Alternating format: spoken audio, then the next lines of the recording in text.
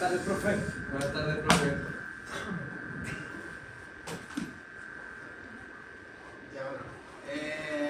Partimos. Lo último que vimos, en la anterior clase habíamos quedado en propiedad de las operaciones de los números enteros. Ya revisamos eso, habíamos visto la propiedad conmutativa, propiedad sucesiva, distributiva, multiplicativa y así.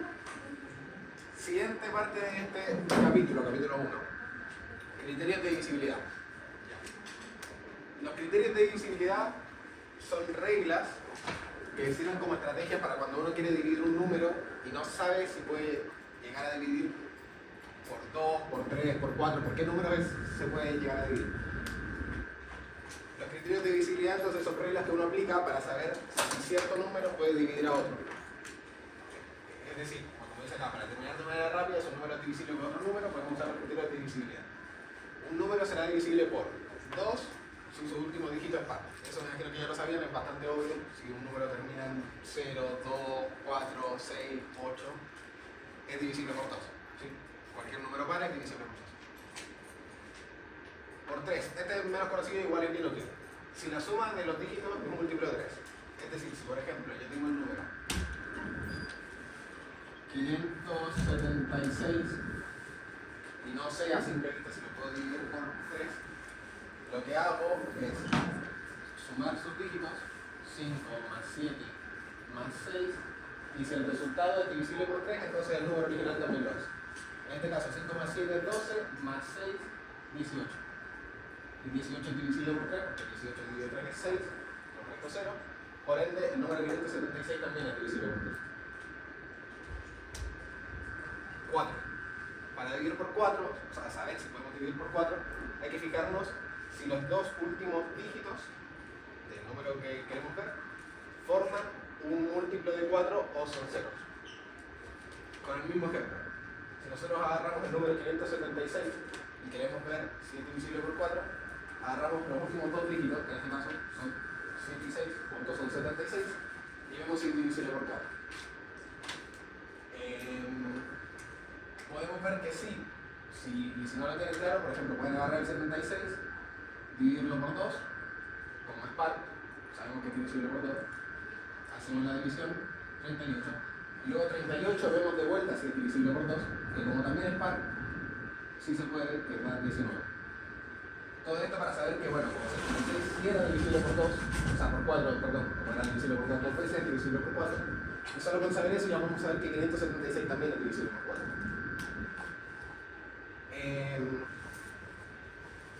Para el 5, el criterio es si el dígito, o sea, si el número termina en 0 o en 5, ¿ya? Eso me imagino que también lo han explicado bastante. Ustedes saben que cualquier número que uno pueda escribir, por más grande que sea, si termina en un 5, va a ser divisible por 5. Si, por ejemplo, fuera este número y termina en 0, también es divisible por 5. Y bueno, al terminar en 0, también es divisible por 10. ¿Sí? El criterio de divisibilidad para el dígito, o sea, para el número 10, es que el último dígito del número sea 0. ¿Sí? Bueno, para el 6 es que el número sea divisible por 2 y por 3 a la vez. Volviendo de nuevo al ejemplo del 576, podemos ver que su último dígito es 2, o sea, perdón, es 6. Entonces es divisible por 2, ¿sí? Porque 6 es par. Y como ya comprobamos acá, sumando sus dígitos, como la suma era divisible por 3, al ser divisible por 3 y divisible por 2, también es divisible por 6. Lo pueden probar ustedes si quieren. El caso del 7 es un poco más complejo, pero igual es una regla que puede servir bastante, que dice, si al multiplicar el dígito de las unidades por 2 y restándola al número formado por los otros dígitos, el resultado es un múltiplo de 7 o 0. ¿Qué significa eso? Si yo escribo un número, en este caso, por ejemplo, el 763, ¿sí? Y yo no sé a simple vista si es divisible por 7 o no. ¿Qué hago? Agarro el dígito de las unidades, en este caso el 3. Multiplico 3 por 2. Hago una operación, 3 por 2, 6. Y luego de ese 6 se lo resto a lo que queda del número, que en este caso es 76. ¿Sí? Entonces hago 76 menos 6, eso me da 70. Y hay que fijarnos si 70 es divisible por 7. 70 es 7 por 10, entonces intentas divisible por 7, todo el número original que teníamos, que era 763, también va a ser divisible por 7. Ya dentro de los últimos criterios tenemos, por ejemplo, el del 8, que dice si los tres últimos dígitos del número forman un múltiplo de 8 o son ceros. Es un caso similar al del 4, en el cual agarramos los últimos dos dígitos, pero en este caso agarramos los tres últimos. Si por ejemplo nosotros tenemos el 5128, ya, y queremos saber si ese número es divisible por 8, pues agarramos los últimos tres dígitos, que juntos hacen 128, y nos fijamos si 128 es divisible por 8. Si no lo pueden sacar a simple vista, también pueden intentar dividir por 2 3 veces. En este caso dividimos por 2, nos da 64, dividimos por 2, nos da 32, podemos volver a dividir por 2 también, nos da 16. Dividir 3 veces por 2 es igual a dividir por 8. Entonces, como 128 era divisible por 8, todo el número original que también teníamos también era divisible por 8. Y como último que no mencioné, tenemos el caso del 9, que dice si la suma de los dígitos es múltiplo de 9. Es algo parecido con el 3, solo que ahora la suma de los dígitos no solo tiene que dar 3, sino en este caso 9. Si tuviéramos 675, por ejemplo, quisiéramos saber si es divisible por 9, sumamos los dígitos, como decía antes, 6 más 7 más 5, 6 más 7, 13, más 5, 18. 18 es divisible por 9, claramente, porque 18 es 9 por 2. Entonces tenemos que todo el número original también era divisible por 9. Esto se aplica por lo general cuando nosotros tenemos fracciones y queremos simplificarlas y no sabemos por qué número podríamos llegar a simplificar. Entonces ahí tenemos que ver entre el numerador y el denominador cuáles podrían ser los posibles números. ¿Sí? Entonces, por ejemplo, como les decía, si tenemos una fracción muy grande y no sabemos qué números sirven, podemos empezar a probar. Y decimos, bueno, si termina en par, o sea, si el último dígito es par, bueno, podemos dividir por 2. Si la suma de los dígitos da un múltiplo de 3, podemos dividir por 3. Si termina en 0 o en 5, dividimos por 5. Ese tipo de trucos así para poder dividir más fácilmente, darnos cuenta cuando un número puede ser divisible por otros números. Como siguiente tema tenemos los números primos compuestos y el teorema fundamental. Los números primos son aquellos números enteros positivos mayores que 1 que tienen exactamente dos divisores positivos, que son distintos entre sí, no puede ser el mismo divisor. Y bueno, acá no lo especifica, pero esos dos divisores del número siempre son el mismo número y 1. Acá nos dicen que los números primos son estos, que son infinitos, pero bueno, los primeros que son el 2, 3, 5, 7 y así. ¿Qué significa eso? Si, por ejemplo, nos dicen que el 11 es un número primo, bueno, significa que el 11 lo puedo dividir por 1 y que me da un resultado que es entero, positivo, y me da un resto 0. Así también puedo agarrar el 11 y dividirlo por otro número, que en este caso es 11, es el único de otro caso, que nos daría eso 1 y el resto sería 0. ¿Sí? 11 es primo porque solo tiene dos números que lo pueden dividir de manera perfecta, de manera exacta, por así decirlo. Que den un resultado o cociente de la adición, que sea exacto y que su resto sea 0. Si por ejemplo nosotros quisiéramos dividir, quisiéramos hacer 11 dividido 5, vamos a ver que no se puede. Podemos decir que los 2, acá nos va a sobrar 1, agregamos una coma y un 0, 10 dividido 5 da 2, nos llegamos a un resto 0, pero el número que nos da no es exacto. Podemos hacer la división igualmente, o sea, digamos 11 dividido 5 tiene un resultado, que en este caso es 2,2, pero al no ser un resultado exacto, no podemos decir que el 5 es divisor de 11. Por ende, como 11 tiene solo dos divisores, que es el mismo número que es 11 y 1, decimos que 11 es un número primo. Y eso pasa con todos los números. Los números compuestos, en cambio, son todos los números enteros positivos mayores que 1 que no son primos, es decir, todos los otros números. Y acá menciona que los números compuestos empiezan desde 4, después 6, 8, 9, 10. ¿Qué significa eso? Que tienen más de 2 divisores, como decía. Si los primos tienen 2 divisores, los números compuestos tienen más, siempre más. Si nosotros agarramos el 6, por ejemplo, podemos hacer 6 dividido 3, y eso nos da 2. Entonces, podemos hacer 6 dividido 2, y eso nos da 3. Entonces, podemos hacer 6 dividido 1, y eso nos da 6, esto 0. Podemos hacer también 6 dividido 6, y eso nos da 1, esto 0. Y como ven, en este caso, todos los divisores positivos enteros de 6 son 3, 2, 1 y 6. ¿Sí? Son 4 divisores. Los divisores de 6. Y como son 4 y 4 es mayor que 2, decimos que 6 es un número compuesto. ¿Sí? Tiene más divisores que 2. Un caso que es una excepción, es decir, que no se clasifica ni como primo ni como compuesto, es el 1. ¿Por qué? Porque el 1, ustedes podrán pensar, bueno, tal vez podemos decir que el 1 es compuesto, o que, bueno, que es primo en realidad, porque tiene pocos divisores. Podemos hacer 1 dividido 1, nos da 0, el resto 0. Digamos, en este caso ese divisor sería el mismo número, y también podemos dividir 1 por 1, diciendo que, claro, un número primo es aquel número que se puede dividir por sí mismo y también por 1. Pero en este caso es el mismo caso, o sea, dividir por 1, o sea, dividir por el mismo número y dividir por 1 al 1 es lo mismo, ¿sí? Estamos dividiendo por 1. Entonces, divisores de 1 realmente solo hay uno. Y eso es lo que hace que no sea ni primo ni compuesto. Los primos tienen 2 divisores, los compuestos tienen más de 2 divisores, pero el 1 tiene un solo divisor. Así que no entra dentro de esta categoría. Y es que el 1 no es ni primo ni compuesto. Bueno, habiendo dicho eso, está el teorema fundamental, que tal vez ustedes no lo conozcan por ese nombre, pero igual deben haber pasado más o menos lo que es un teorema que establece que todo número natural mayor que 1 se puede expresar de forma única como el producto de potencias con números primos en su fase. Eso puede sonar muy difícil, pero en realidad no es tanto. Lo que quiere decir más bien es que cualquier número que nosotros agarremos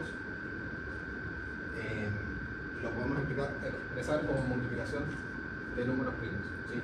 Cualquier número, ya sea compuesto o primo, cualquier número, por más pequeño o grande que sea. Si nosotros agarramos, por ejemplo, el 472, podemos expresarlo como multiplicaciones de números primos.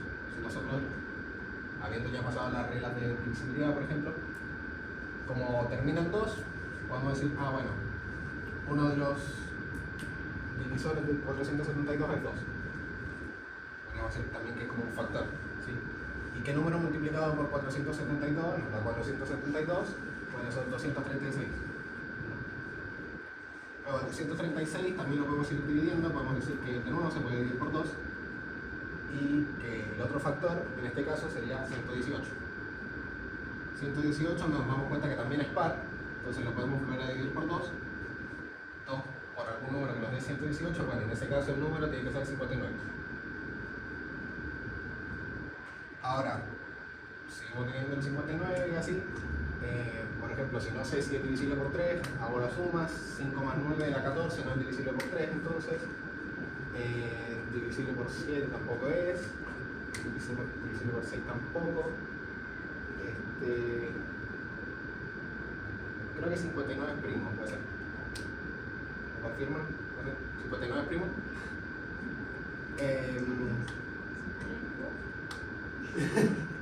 Creo que sí, porque no se me ocurren ninguno dos números que multiplicamos por 59. Sí, perfecto. Entonces, el 472, como decía, me voy a ir para este lado, cosa que no puedo ver la cámara. 472 lo podemos escribir como 2 por 2 por 2 por 59, ¿sí? Y ahora, para simplificar esto, para expresarlo más bonito, podríamos decir que, bueno, 472, como tenemos 3 12 multiplicados, decimos que eso es 2 elevado a 3, o 2 al cubo, por 59.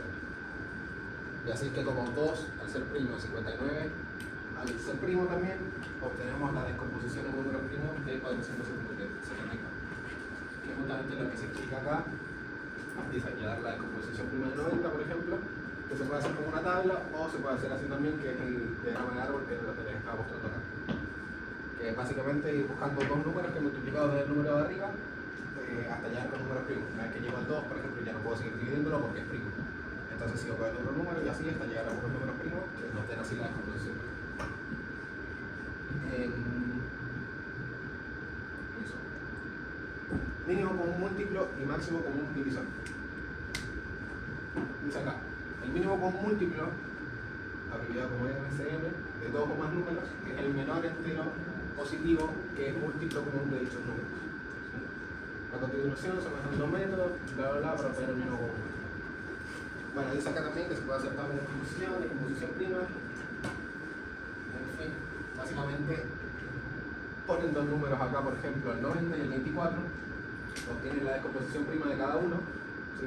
Hablan del número A, del número B, obtienen sus descomposiciones primas. Básicamente el mismo procedimiento que hice ahí, pero con dos números. Y luego calculan el mínimo común múltiplo. Entonces, ya que calculamos nosotros la descomposición prima de 472, calculemos, por ejemplo, la descomposición prima de otro número, en este caso algo más fácil, como 36, ¿no? ¿Sí? 36 lo puedo dividir en 3 y 12, ¿sí? 3 es un número primo, 12 es compuesto, entonces 12 lo puedo seguir dividiendo. Dos números primos que multiplicamos en 12, en este caso tenemos justamente 3 y 4, ¿sí? Entonces, 36 es igual a 3 por 3 por 4 y podemos decir que 36 es igual a 3 al cuadrado por 4, ¿sí? Luego obtuvimos la descomposición prima de ambos números, podemos determinar el mínimo común múltiplo, ¿sí? Dice acá, lo decía arriba,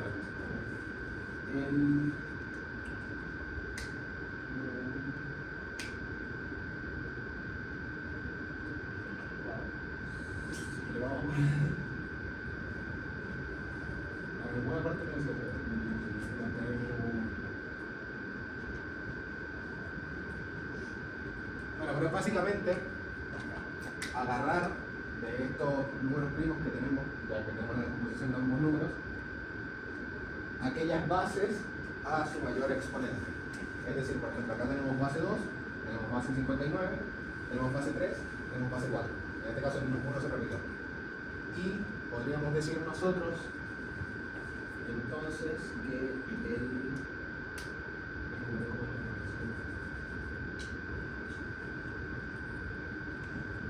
el mínimo común múltiplo, claro, entonces entre mínimo común múltiplo entre 472 y 36 va a ser igual. Agarramos la menor base que tengamos, en este caso es 2, porque tenemos 2, 3, 4 y 59. 2. El mayor exponente que tenemos en este caso es 3, porque no hay otro. 2 elevado a 3, eso multiplicado por la siguiente base, que va a ser 3. 3 en ese caso es elevado a 2, más el 4 mayor. Eso también por 4 y por 59.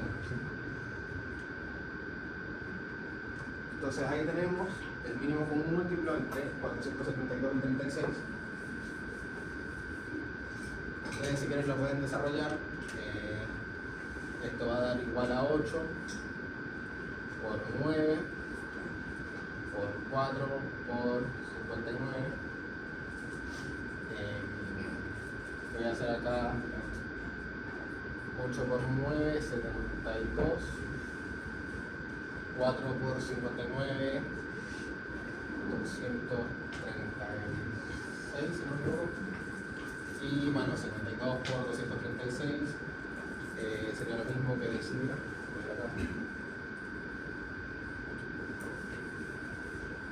72, por ejemplo, si queremos ayudarnos a hacer esta multiplicación, podríamos hacer 70 más 2 y eso multiplicarlo por 236. El 70 también puede ser 7 por 10, entonces podemos multiplicar este número por 10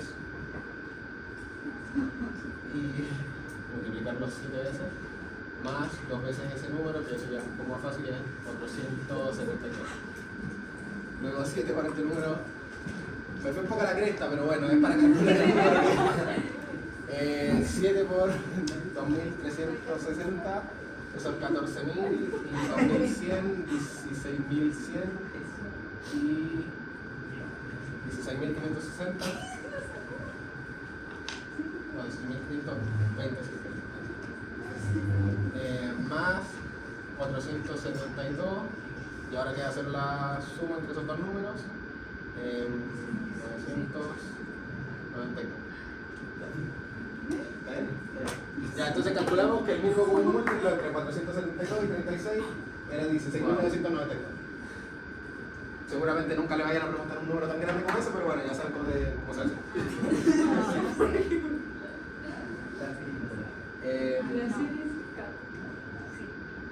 Y para calcular el máximo común divisor, que es, digamos, en este caso el número entero más grande que puede multiplicar a ambos números, dice acá, bueno, se muestra en la descomposición prima y así.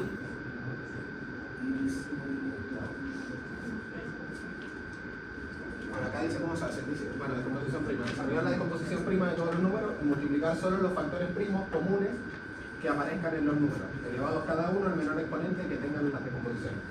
Es un caso parecido a lo que hicimos acá, solo que acá agarrábamos todas las bases al mayor exponente.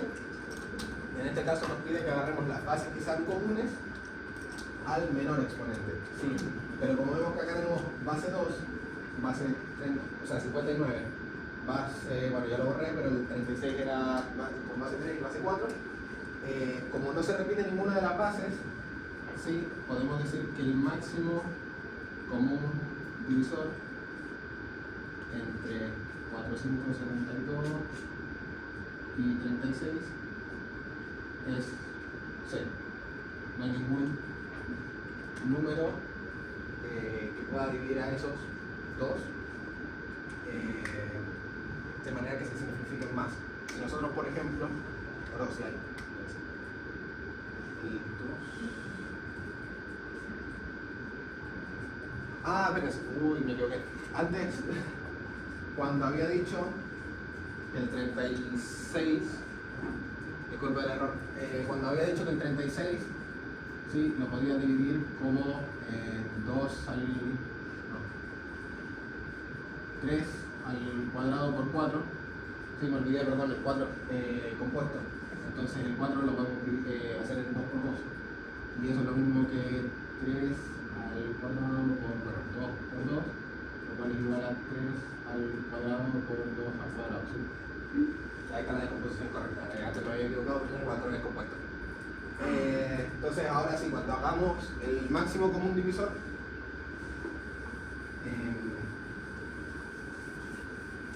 podemos ver que claro, acá las bases que se comparten, acá tenemos el 2 y allá tenemos el 2 también. Entonces, la única base que comparten ambos números es el 2 y, como dice la regla, tiene que estar elevado al menor exponente. Como este tiene exponente 3 y este tiene exponente 2, ponemos el 2 y por ende, 2 elevado a 2 es 4. Entonces, el máximo común divisor entre 472 y 36 es 4. ¿Cuándo podemos aplicar esto? Si por ejemplo nosotros tenemos una fracción, que bueno, bastante fea sería, pero si por ejemplo nos diera una fracción, nosotros nos diera 472 dividido 36. Bueno, en este caso podríamos ir dividiendo por distintos números, si vemos que ambos son pares, dividimos por 2, pero si sabemos directamente cuál es el máximo común divisor, agarramos y dividimos directamente por ese número. En este caso, como es 4, agarramos y dividimos ambos lados por 4 con tal de simplificar la fracción a una fracción irreductible. 36 dividido 4 es 9 y 472 dividido 4 es 118. Y así es como pasamos la fracción de 472 partido 36 a 118 novenos. ¿Sí? Y ahí como ya sacamos el máximo común divisor, no podemos seguir simplificando de ninguna manera. No hay ningún otro número que pueda dividir a esos dos.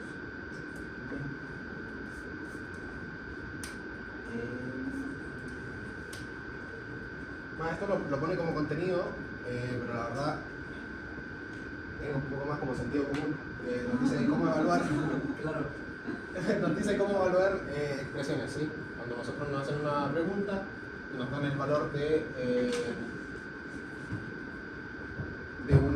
una variable, nos dan el valor de una incógnita, o de dos incógnitas en este caso, y nos dan la expresión con la cual calcular, es llegar y reemplazar. Dice acá, evaluar expresión. Evaluar o valorizar una expresión algebraica consiste en sustituir las letras por los valores numéricos dados y luego realizar las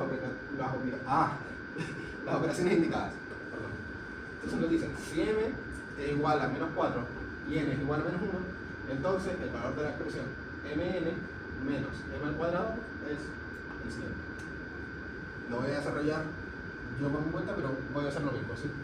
M es igual a menos 4, ¿sí? Esto es un valor que nos es dado, no lo dice en el enunciado, y n es igual a menos 1, ¿sí?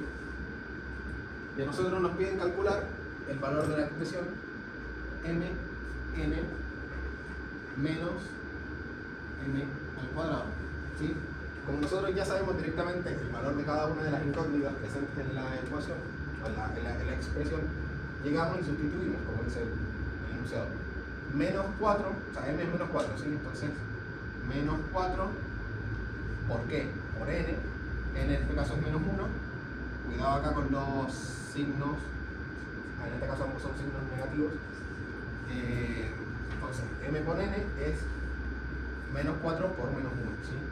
Menos m al cuadrado, también lo voy a escribir entre paréntesis, m nos está diciendo que es menos 4, entonces menos 4 entre paréntesis al cuadrado, ¿sí? Acá tenemos una multiplicación, desarrollamos la multiplicación también. Bueno, en realidad, como son dos expresiones que digamos se están restando, podemos desarrollar esto y desarrollar esto. Lo que nos diría más común es en realidad, bueno, potencia primero, ¿sí? Menos 4 entre paréntesis al cuadrado, como el signo está dentro del paréntesis, no afecta, es lo mismo que 4 al cuadrado, es el 16. Y bueno, esto lo podríamos dejar así, desarrollarlo después, pero en realidad podríamos hacerlo todo al mismo tiempo, no afecta en nada porque desarrollar dos cosas aparte y después restarlo. Pero bueno, menos 4 por menos 1, en este caso ambos signos negativos, eso lo hace positivo, 4 por 1, 4 menos 16, como se da 4 menos 16, menos 12. ¿Sí? Es lo mismo que decía. Entonces eso, cuando nosotros nos dan valores de incógnitas, de variables, en el enunciado nos dicen qué números son y nos dan una expresión para evaluar, digamos, reemplazamos los números adentro de la expresión y hacemos las operaciones correspondientes para llegar al resultado. Enunciados frecuentes. Esto es más álgebra, lenguaje algebraico. Dice, sean x e y números enteros, entonces la transcripción matemática y los siguientes enunciados son estos, ¿sí? Por ejemplo, cuando nosotros estamos leyendo un problema en una página, en una prueba, y nos dicen, bueno, el doble de x, ¿sí? O el doble de tal cosa. El doble es multiplicar por 2. Si el doble de algo es tener dos veces esa cosa, entonces es multiplicar 2 por la cosa. Si no es el doble de x, bueno, eso es lo mismo que 2x. La misma lógica aplica para el triple de x es 3x, ¿sí? La semisuma, esto no se suele usar tanto, pero bueno, igual es lenguaje algebraico. Dice, la semisuma de x e y es x más y partido 2. ¿Sí? La semisuma es la suma entre dos números dividido por 2, ¿sí? Es la mitad de la suma. Si nosotros decimos que sumar x e y es x más y, bueno, entonces la semisuma es x más y partido 2, ¿sí? Porque es la mitad de lo que sería la suma. No nada más que eso. El exceso de x sobre y es cuanto mayor es x que y, por así decirlo. Entonces, si por ejemplo nosotros tenemos que x es 12 e y es 5, el exceso de x sobre y va a ser 12 menos 5. Ahora ustedes dirán, ¿por qué? Bueno, si yo tengo 12 lápices, ¿sí? O bien, si tengo 12 cuadernos, yo, pero tengo solo 5 materias, y por ende necesito 5 cuadernos, necesito más. ¿Cuántos cuadernos me están sobrando? Bueno, son 12 cuadernos los que tengo, pero los que realmente voy a necesitar son 5. Entonces, cuadernos que me quedan sin usar son 7. ¿Sí? Entonces, el exceso de cuadernos que tengo es 7. Y eso se expresa como el exceso de y sobre x. ¿Sí? Es cuánto de más tengo o cuánto más grande es un número que otro, si es que a ese número le restamos el número más pequeño, el número que necesitamos. Entonces, el exceso de x sobre y es x menos la mitad de x es un medio de x, o x partido 2, ¿sí? Porque al dividir por 2 estamos obteniendo la mitad.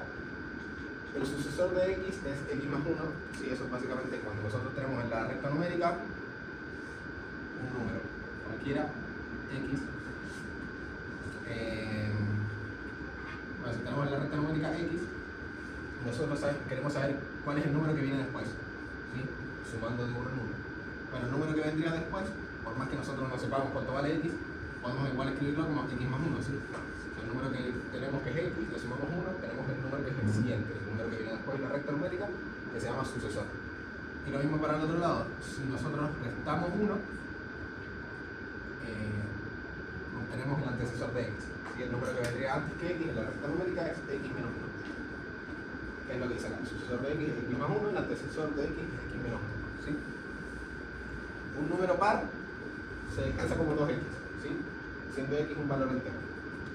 Porque cualquier valor que tenga x, si yo lo multiplico por 2, va a ser un número par. Entonces cualquier número par que nosotros queramos representar lo vamos a expresar como 2x.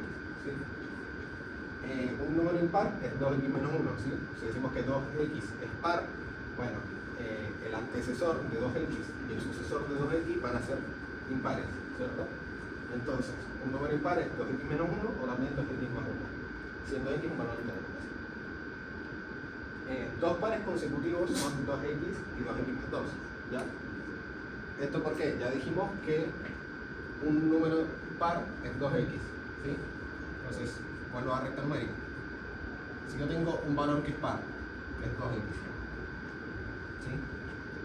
Bueno, como este número es par, el número que viene va a ser 2x más 1. ¿Sí? Ahora, si este es par, este va a ser impar.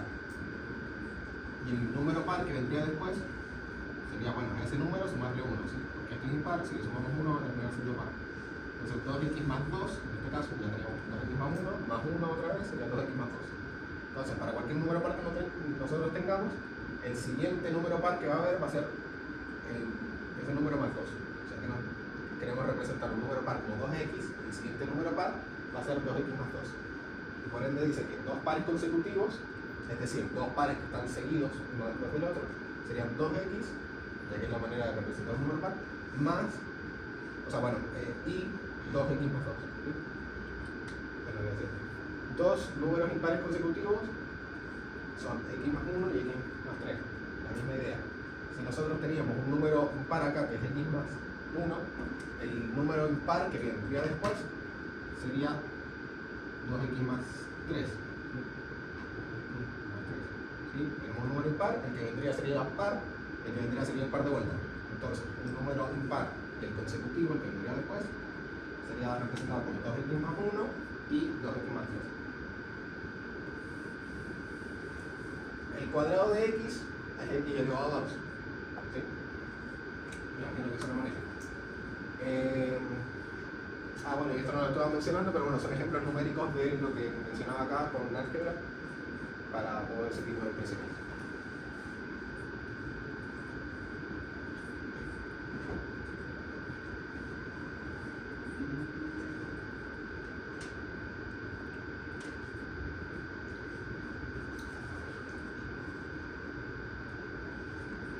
Creo que eso sería todo lo que vendría haciendo el capítulo 1. No hay mucho más, entonces voy a pasar rápidamente al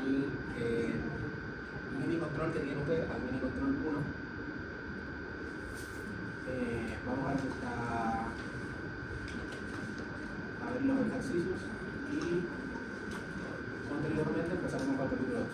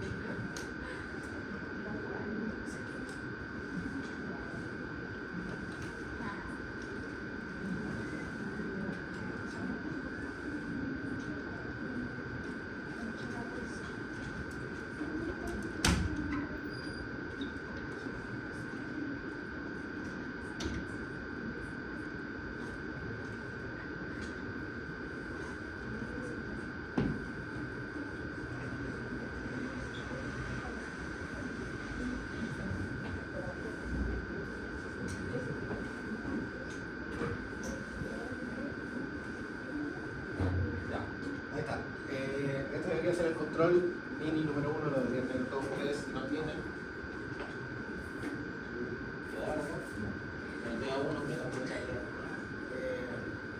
Y si no, bueno, completamos la pizarra. Entonces, aplicando los conocimientos que tenemos ahora ya del capítulo número 1, podemos desarrollar este tipo de preguntas. Dice el primero: en un juego de cartas, el jugador tiene 27 puntos a favor y 4 puntos en contra. Para determinar su puntaje final, a los puntos a favor se le restan el doble de los puntos en contra. Nos dicen entonces 27 puntos a favor y tiene 4 puntos en contra. Para determinar el puntaje final, como dice, a los puntos a favor, es decir, a 27, le vamos a restar el doble de los puntos en contra. El doble de los puntos en contra, como ya vimos recién del lenguaje algebraico, es 2 veces los puntos en contra en este caso, que los puntos en contra son 4. Entonces 2 veces 4 es lo que hay que restar. ¿Sí? Eso sería igual a 27 menos 8. ¿Sí? 27 menos 8, bueno, eso es 19. Entonces que el puntaje final de este jugador sería 19 puntos. Pregunta 2. Si el antecesor de un número es c menos 5, entonces el cuádruple del número es.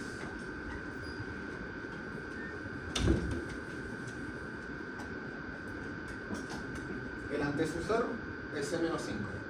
Entonces, si nosotros lo queremos representar en la recta numérica, tenemos el número c menos 5, pero ese es el antecesor del número del que nosotros estamos hablando, ¿sí? Este sería el número del que nos están hablando, ¿sí? Entonces, si c menos 5 es el antecesor, el número que viene antes de dicho número, si nosotros a esto le sumamos 1, obtendríamos el número, ¿sí? Si c menos 5 es el antecesor, bueno, c menos 5 más 1, c menos 5 más 1 es el número. Ahora, c menos 5 más 1 es, bueno, c y menos 5 más 1 es menos 4, entonces c menos 4 es el número que estamos buscando. El antecesor de un número, sí, el antecesor de un número es c menos 5. Entonces, el cuádruple del número es, si nosotros determinamos que el número del que nos hablan es c menos 4, entonces el cuádruple es 4 veces ese número. 4 veces, entre paréntesis, c menos 4. Ahora acá hay muchos que se podrían haber equivocado porque nos hablan del cuádruple y nosotros podemos multiplicar por 4. Pero es importante tener paréntesis porque todo el número es c menos 4. ¿Sí? Si nosotros simplemente tuviéramos y dijéramos, bueno, 4 veces el número, ¿sí? Y escribimos esto, estaríamos multiplicando por 4 simplemente a c. Pero c no es el número completo, el número completo es c menos 4. Entonces el cuádruple de ese número es multiplicar todo ese número por 4. Y ahora acá aplicamos propiedad distributiva, ya que estamos multiplicando y dentro del paréntesis hay una resta, miramos 4 por c, 4c menos 4 por 4, bueno, con 4 por menos 4 diríamos que es menos 16. O básicamente mantener el signo de adentro, que es un menos, y multiplicar simplemente el numerito, sin incorporar el signo que es 4, entonces 4 por el número que está afuera, 4 es 16. 4c menos 16, alternativa C. ¿Sí? Nos dicen después, con 5 vasos de 250 mililitros cada uno se llena un jarro. Preguntan cuántos vasos de 125 mililitros se necesitarán para llenar 2 jarros de igual capacidad al anterior. Entonces, nos están diciendo que con 5 vasos de 250 llenamos el jarro, ¿sí? Podemos plantear entonces una igualdad y decimos que 5 veces, porque son 5 vasos, 5 veces 250 mililitros, ¿sí? Va a ser igual a un jarro lleno. Al jarro le vamos a escribir como J, ¿sí? 5 por 250 es igual a J. Entonces, para calcular nosotros cuánto es la capacidad del jarro, cuánto sería el jarro lleno, agarramos y multiplicamos acá. 5 por 250, 1250, y se mantienen los ml, ¿sí? Entonces, el jarro completo equivaldría a 1250 ml. preguntan, ¿cuántos vasos de 125 se necesitarán para llenar 2 jarros? Bueno, si nosotros tenemos el valor de cuánto es un jarro completo, tenemos esa igualdad, podemos llegar y multiplicar por 2 para así determinar cuánto es el contenido de 2 jarros llenos. Multiplicamos por 2. ¿Sí? ¿Y qué obtenemos? Multiplicando 2 a ambos lados, obviamente. 1250 por 2, 2500. Si no lo pueden hacer mental, pueden hacer acá al lado una tablita multiplicando. 1250 ml por 2, 2500 ml. ¿Sí? 2 jarros, o sea, si tenemos un jarro y lo multiplicamos por 2, ¿qué tenemos? 2 jarros. ¿Sí?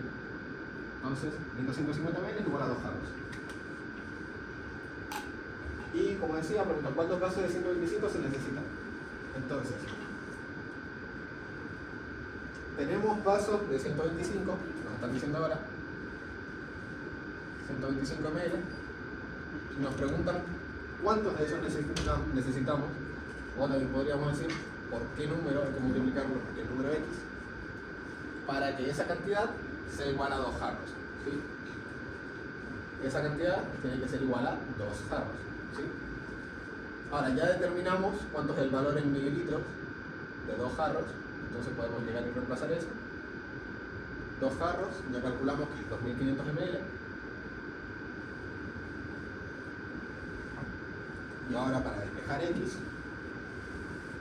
dividimos ambos lados por 125 mililitros. ¿Sí? X va a ser igual a 2500 mililitros partido 125 mililitros. ¿Sí? Acá, como estamos con el numerador y el denominador con las mismas unidades, que en este caso son mililitros, eso simplemente se cancela y nos quedamos con el valor numérico. X sería entonces igual a 2500 dividido 125.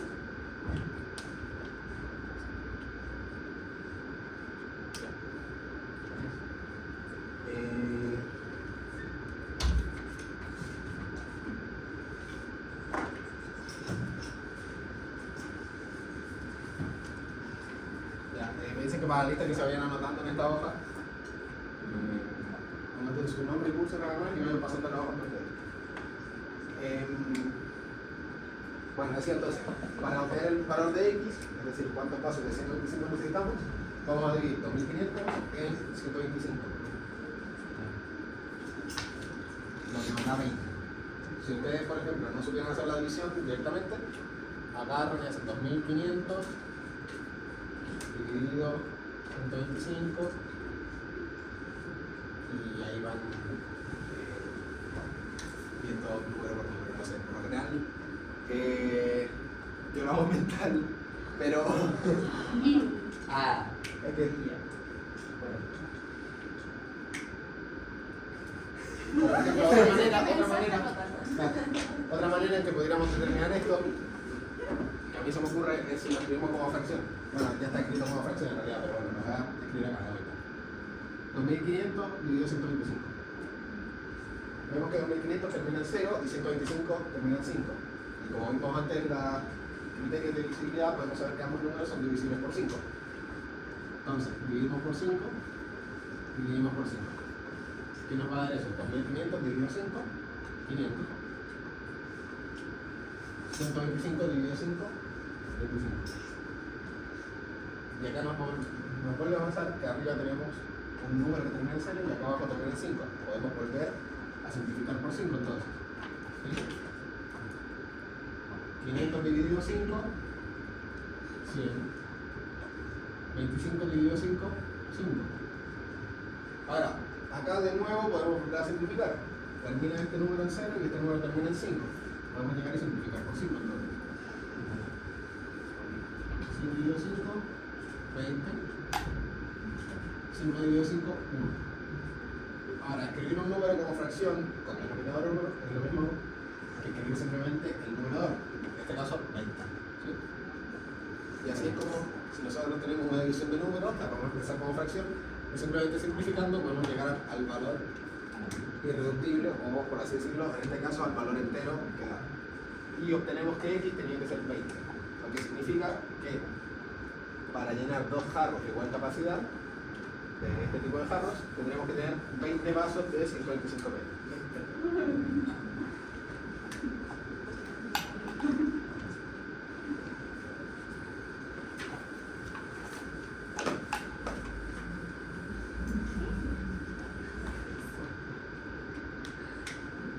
Acá nos dicen, la temperatura mínima de un día fue de menos 1 grado Celsius y la máxima de 9 grados Celsius. ¿Cuál fue la variación de la temperatura en el día? ¿Sí?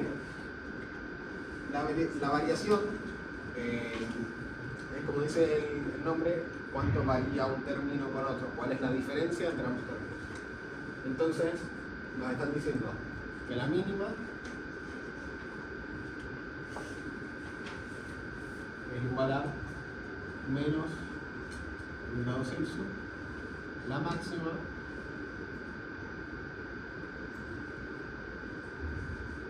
es igual a 9 grados Celsius, ¿sí? Y para determinar la diferencia entre estos dos valores, restamos el valor más alto, que en este caso es la máxima obviamente, con el valor más bajo, que vendría siendo la mínima, ¿sí? La variación siempre se determina como el valor más alto como el valor más bajo, ¿sí? Entonces la variación de la temperatura sería igual a 9 grados Celsius, como decimos es el valor más alto, menos el valor más bajo, que es menos 1 grado Celsius.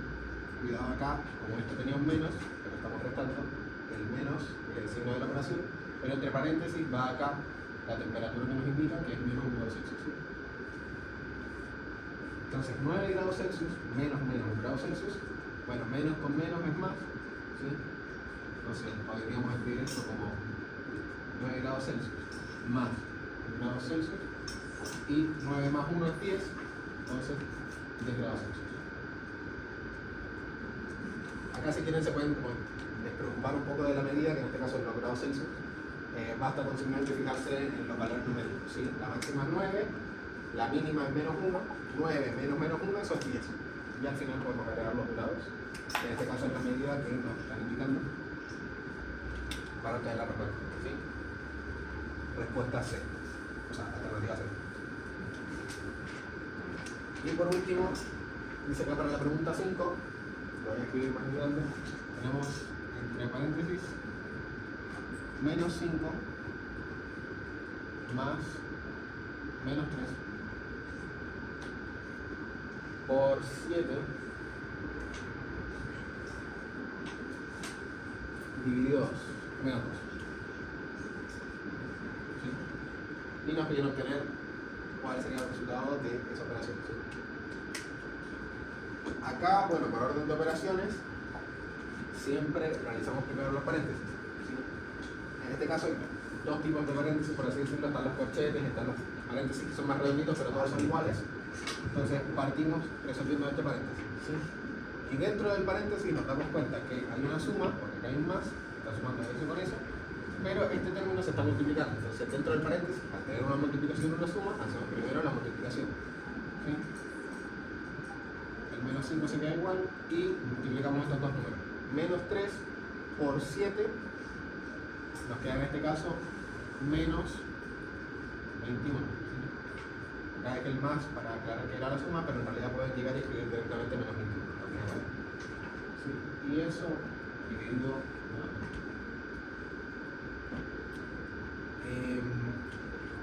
menos 5, ahora más menos 21, como decía, lo mismo que menos 5 menos 21.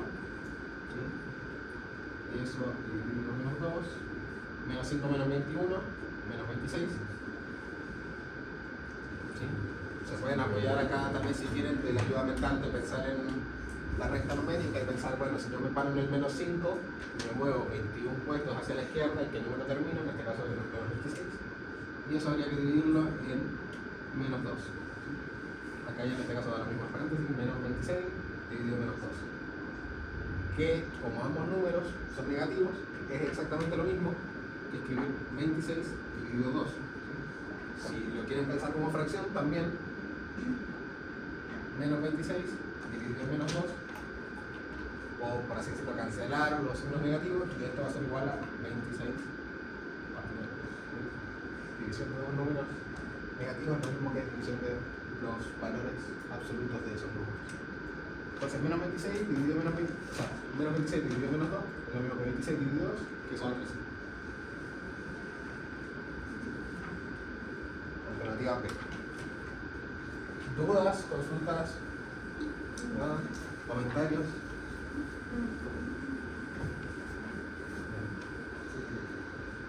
Ese era, bueno, el mini control 1.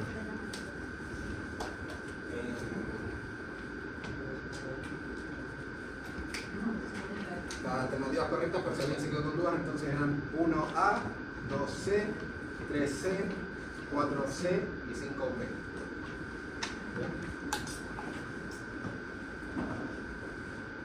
Con eso damos por finalizado el capítulo 1. Vamos a pasar al capítulo 2 y intentar apresurarnos porque la idea es ir a paso de un capítulo por clase. Aunque la otra clase se complicó porque bueno, empezamos más tarde y terminamos más temprano.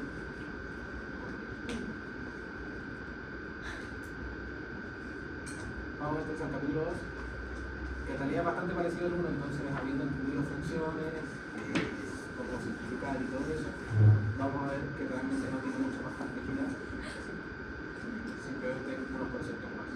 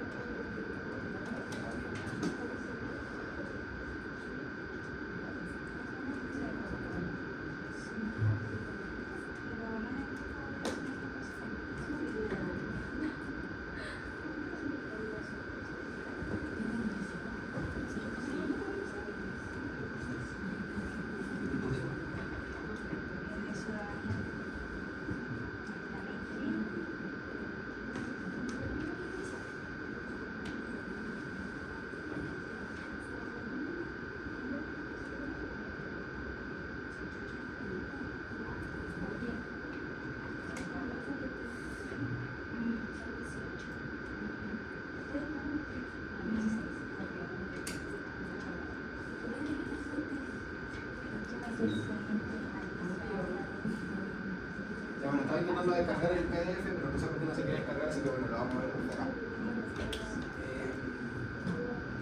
Solamente terminado el capítulo 1, como decía, vamos al capítulo 2 de su libro, en el cual vamos a ver números racionales, fracciones, tipos de fracciones, fracciones indefinibles, determinadas, equivalentes, múltiples, operaciones con fracciones, propiedades de la operatoria en los números racionales, números decimales, aproximaciones. ¿Sí?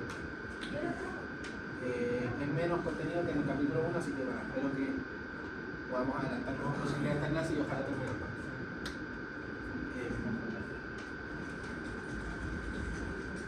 Números racionales, entonces. Los números racionales, que se representan con la letra Q, son todos aquellos números que se pueden escribir como fracción de dos números enteros, con denominador distinto de 0. Es decir, son aquellos números que se pueden escribir de una forma A partido B, igual a K, con A y B siendo entero y B distinto de 0. ¿Sí? Es lo que ya había explicado en la clase anterior. Un número irracional es cualquier número que se puede escribir como una fracción de números enteros. Ejemplo de números irracionales, tenemos el 1, el menos 1, ¿sí? Cualquier número que sea entero va a ser un número racional. Las fracciones, por ejemplo, como 3 séptimos, también son un número irracional, no se puede reducir más, 3 séptimos, y seguramente sea un número decimal bien largo, pero en fin, cualquier número que se pueda expresar como la división de dos números enteros va a ser un número racional, ¿sí? Cualquier número que se pueda expresar como fracción.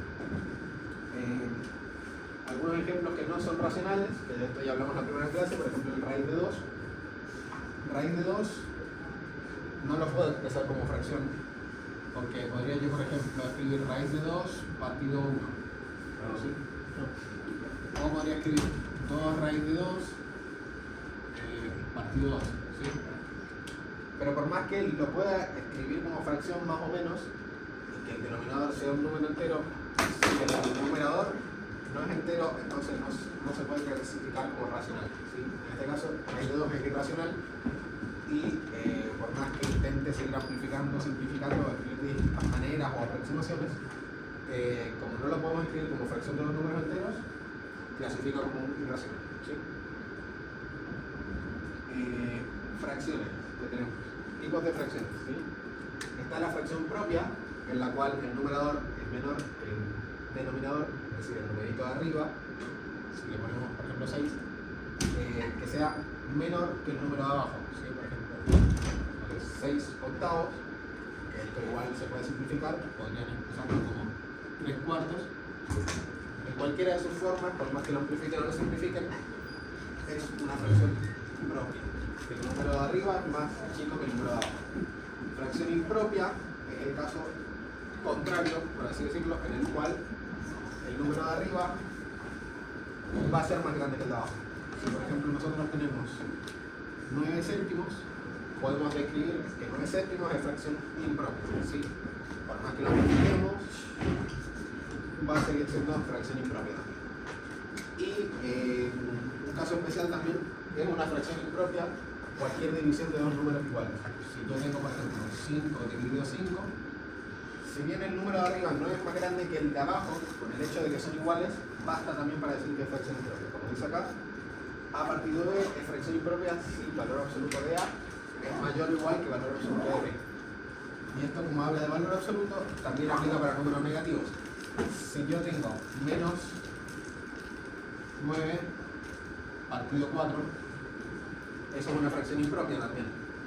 Ustedes podrían pensar, bueno, pero menos 9 es menor que 4, porque está más a la izquierda de la recta numérica. Sí, pero también es cierto que esta fracción no solo se puede expresar con el negativo arriba, sino que eso va a ser igual a también menos 9 cuartos, con el negativo ahí adelante, o incluso 9 partido menos 4. ¿Sí? Donde yo ubique el menos da exactamente igual, va a seguir siendo la misma fracción. Y es por eso que para analizar si una fracción es propia o impropia, nos basamos en el valor absoluto del numerador y del denominador. O sea que básicamente da lo mismo si tiene un número negativo, o sea, un signo negativo, que ustedes, como digo, podrán decir menos 9 es menor que 4, sí, pero el valor absoluto de menos 9 es 9, ¿sí? Entonces, que como 9 es mayor que 4, esta también es una fracción impropia.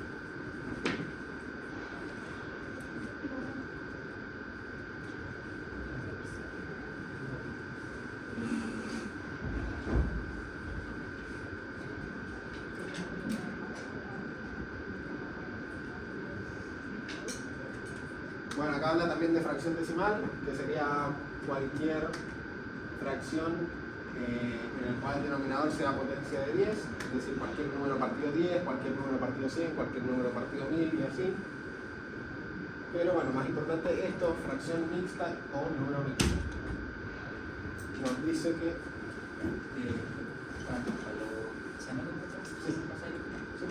Chao chicos, que tengan un buen día. La hoja está ahí.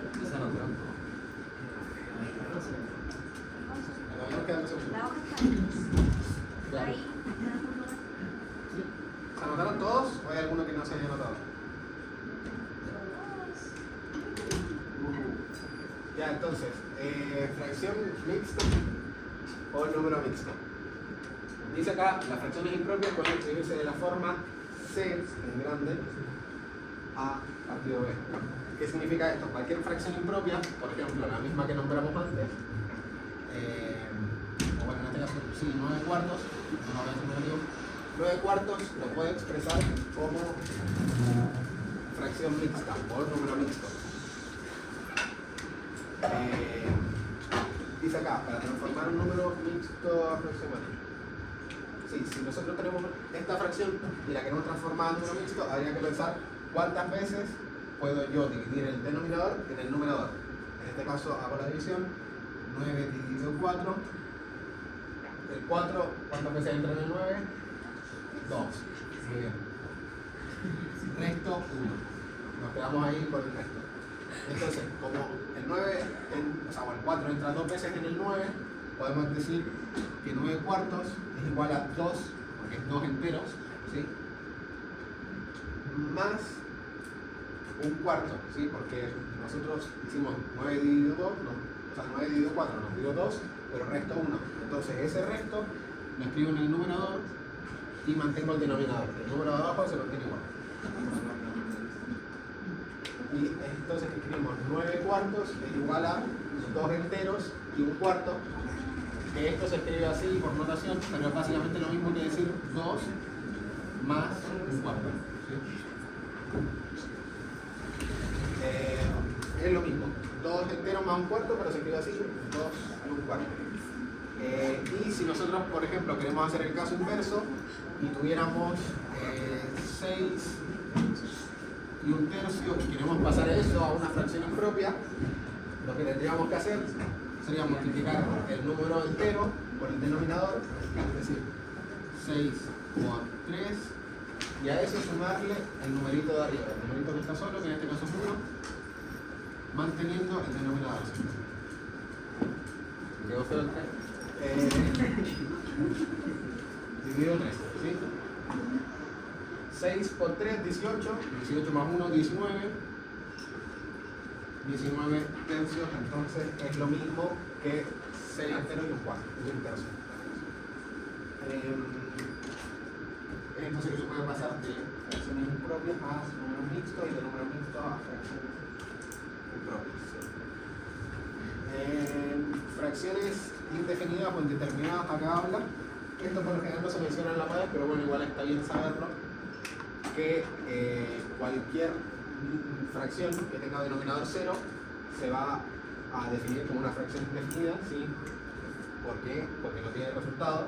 Si nosotros, como dice ahí, por ejemplo, hiciéramos 12 dividido 0, bueno, eso no podemos darle un valor exacto y se define como indefinido, ¿sí? Cualquier número dividido 0, indefinido. Pero si nosotros tuviéramos 0 dividido 0, siendo una fracción que fuera 0 dividido 0, eso es indeterminado. No son exactamente lo mismo,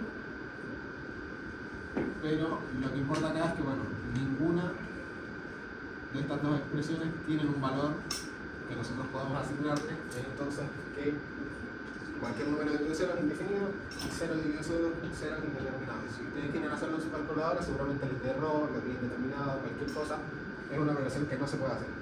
Ahora, lo que sí se puede hacer es que haya 0 en el numerador. Si nosotros, como dice ahí, por ejemplo, tenemos 0 dividido 21, bueno, eso sí tiene un valor, porque al 0 sí lo puedo dividir 21 veces, o lo puedo dividir 20 veces, 39 veces, cualquier cantidad de veces que uno quiera.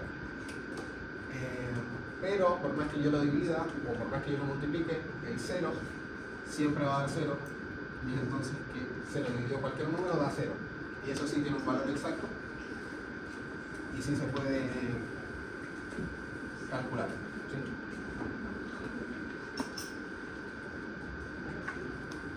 Acá nos habla de fracciones equivalentes, sí, nos dice dos fracciones A partido B y C partido D son equivalentes si representan el mismo número real. Es algo parecido a lo que se hablaba antes con la simplificación y la amplificación. Si nosotros tenemos, por ejemplo,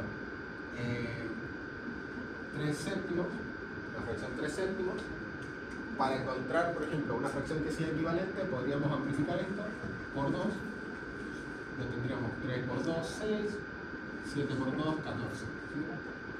Y 6 14avos también es lo mismo que 3 séptimos. Podríamos hacer la división y dar el mismo número. Entonces, que son fracciones equivalentes. Y hay infinitas fracciones equivalentes para cualquier número, porque siempre nosotros podemos ir amplificando por números mayores o también podemos simplificar. ¿Sí? Acá habla, bueno, de eso mismo, la amplificación y simplificación de una fracción. Dice, una forma de encontrar fracciones equivalentes es mediante la amplificación o la simplificación de una fracción. ¿Sí? Amplificar una fracción consiste en multiplicar tanto su numerador como su denominador por una misma cantidad que sea distinta de 0. ¿Sí? Y eso, bueno, va a dar origen a una fracción equivalente. ¿Sí? Por ejemplo, acá 2 tercios multiplicado por 4 da 8 doceavos, son lo mismo. O menos un quinto multiplicado por 2 es menos 2 décimos, que son lo mismo también. Y en la simplificación es un caso parecido, solo que en vez de multiplicar arriba y abajo estamos dividiendo. Si por ejemplo hacemos 18 dividido 24, o sea, tenemos la fracción 18 dividido 24, podemos simplificarla por 6, nos da 3 cuartos. O menos 25 partido 30, la podemos simplificar por 5, nos da menos 5 sextos. ¿Sí? Obteniendo así fracciones equivalentes, que si queremos calcular los decimales o expresarlos de otra manera, dan lo mismo, son el mismo número real. Fracciones irreductibles, que esto es algo de lo que ya hablamos antes cuando estábamos calculando el máximo común divisor y llegando a la fracción irreductible, es, bueno, cualquier fracción que tenga como máximo común divisor el 1, es decir, que no podamos ir dividiendo más. Si nosotros tenemos 63 dividido 3, por ejemplo. Ahora voy a poner otro ejemplo.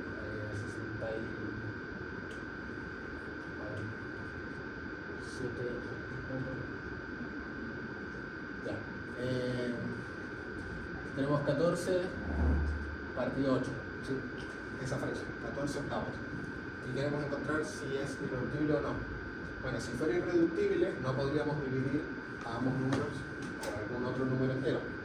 Pero en este caso, como vemos que 14 es par y 8 también es par, podemos dividir a ambos números por 2, es decir, podemos simplificar por 2. Y obtenemos así 7 cuartos.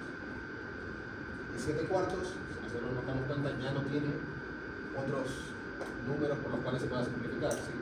¿Por qué? Porque 7 es primo, 4 es primo, y por ende no comparten más divisores comunes.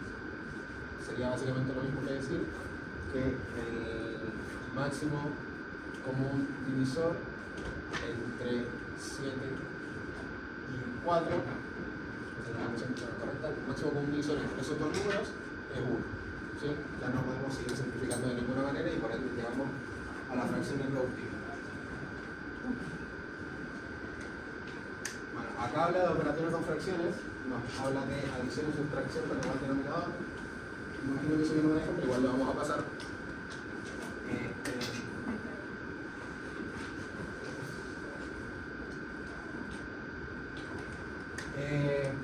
Bueno, le decía, adición y sustracción con igual denominador. Si nosotros tenemos dos fracciones que están partidas por el mismo número, como nos dice acá, por ejemplo, un cuarto, y a eso le queremos sumar 5 cuartos, ¿sí? Para encontrar el resultado de eso, basta con sumar los numeradores, en este caso 1 más 5, y mantener el denominador, que en este caso es 4, ¿sí? Entonces, un cuarto más 5 cuartos es lo mismo que 1 más 5, que es 6, partido 4, de esos 6 cuartos, y podríamos también, bueno, como nos damos cuenta que 6 es par y 4 es par, podemos esto simplificarlo por 2, y eso nos va a dar lo mismo que 3 medios, y ya llegamos a la fracción irreductible. ¿Sí? Si es una sustracción es lo mismo, si es que tenemos igual denominador, simplemente sustraemos, es decir, restamos los numeradores y mantenemos el denominador. Ahora, ¿qué pasa cuando tenemos una adición o una sustracción con un distinto denominador? Bueno, ahí lo que habría que hacer es llegar al primer caso, es decir, llegar a tener igual denominador. Si yo, por ejemplo, tengo 1/3 más 2 novenos, me doy cuenta que no tiene el mismo denominador, entonces no puedo llegar a sumar así nomás. Tendría que a la fracción del menor numerador, o sea, denominador, que en este caso es 1/3 porque tiene 3, a esa fracción habría que amplificarla, cosa que tenga el mismo denominador que la otra. Si yo, por ejemplo, agarro 1/3 y eso lo amplifico por 3, obtengo 3 novenos. ¿Sí? Básicamente hay que buscar un número que, si yo lo amplifico por este denominador, bueno, me da el denominador de la otra fracción. En este caso, amplificando por 3, llego a 3 novenos, que es exactamente equivalente, y ahora sí, a 3 novenos le puedo sumar 2 novenos, obteniendo así 5 novenos. Hay casos en los que no solo basta con amplificar uno de los denominadores, sino que hay que amplificar ambos denominadores para llegar a fracciones de igual denominador y así poder amplificar, o sea, adicionar o sustraer, o sea, digamos, sumar o restar los numeradores. Eso igual, bueno, lo vamos a ir viendo después con ejercicios. No,